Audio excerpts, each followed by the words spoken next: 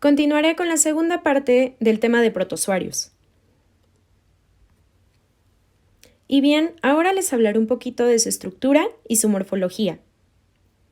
En los protozoos se distingue una forma activa que se conoce en la mayoría de ellos con el nombre de forma vegetativa o trofozoito.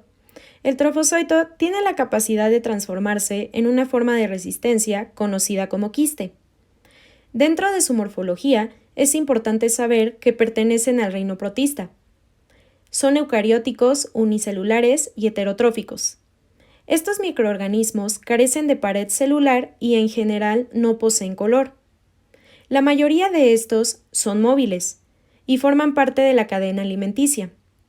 Estos son ampliamente distribuidos en la naturaleza y se encuentran tanto en aguas dulces como en aguas marinas.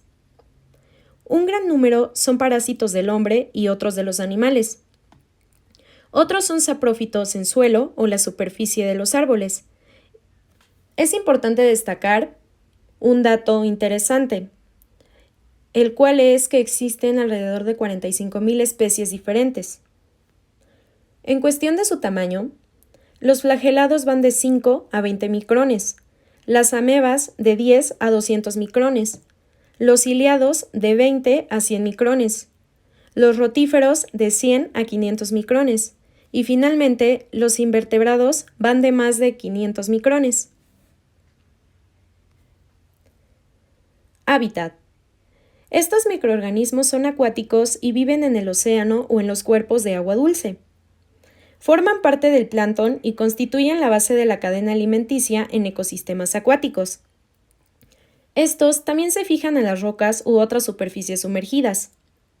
Estos son parásitos acuáticos y terrestres que están en lugares húmedos. Su importancia biológica es que contribuyen a la fertilidad del suelo, ya que descomponen la materia orgánica. Estos funcionan en el control natural de poblaciones microbianas, y también es importante saber que producen enfermedades a humanos y a los animales de importancia doméstica.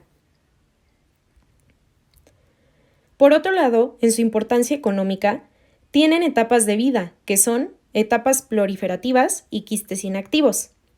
También, estos microorganismos pueden sobrevivir a condiciones ásperas, tales como la exposición a las temperaturas extremas y a los productos químicos dañinos, o largos periodos sin el acceso a los alimentos, al agua o al oxígeno por un periodo de tiempo.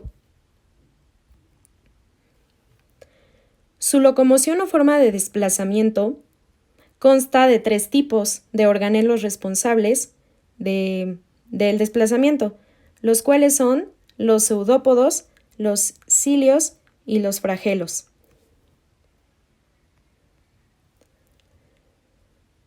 Cabe destacar que el movimiento por pseudópodos se clasifica en distintos tipos, que vienen siendo los lobópodos. Estos tienen como característica que son anchos y cortos con ectoplasma y endoplasma. También existen los filópodos, los cuales son finos y ramificados, que contienen solo ectoplasma. También hay rizópodos. Estos atrapan el alimento y son anastomosados en red. Y bueno, finalmente los axópodos.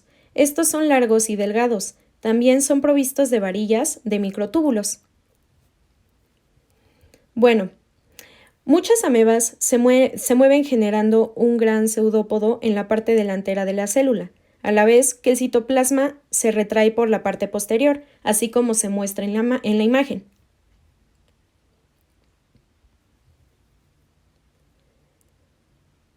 El segundo tipo de movimiento es por cilicios. Los movimientos de los cilicios son rítmicos y coordinados. Este movimiento es posible porque los cilicios reciben energía de las proteínas en forma de ATP y permiten el transporte de células unicelulares y de partículas. Finalmente está el movimiento por flagelos. Como bien sabemos, el flagelo bacteriano está impulsado por un motor rotativo compuesto por proteínas, situado en el punto de anclaje del flagelo en la membrana plasmática. Si nos enfocamos un poco en la imagen, podemos darnos cuenta que en el inciso A, la rotación es en contra de las manecillas del reloj. En el inciso B, el desplazamiento es en contra de las manecillas del reloj. Y en el inciso C, la rotación del flagelo es en sentido de las manecillas del reloj, y esto provoca volteretas. Alimentación y digestión. Como primer punto tenemos a los protozoarios autotróficos, los cuales sintetizan su propio alimento mediante el proceso de la fotosíntesis. Y en el punto número 2, los protozoarios heterotróficos requieren sustancias orgánicas específicas que se sitúan en el ambiente. Nutrición holozoica. Esto es una ingestión de organismos completos o pequeñas partículas de nutrientes. Los protozoos poseen mecanismos para la captura de alimento como el citosoma.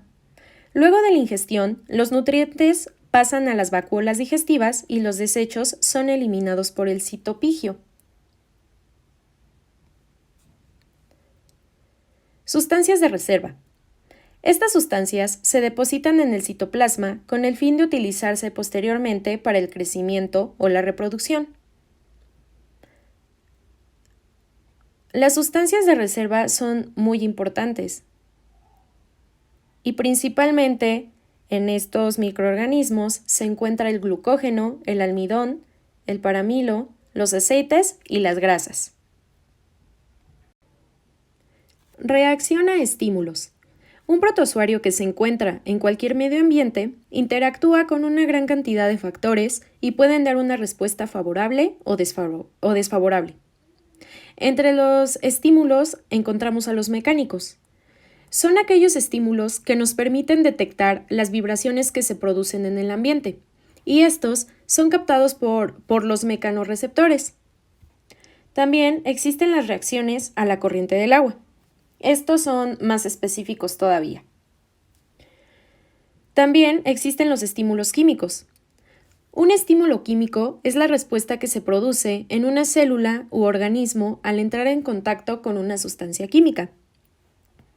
Y finalmente se conocen los estímulos luminosos.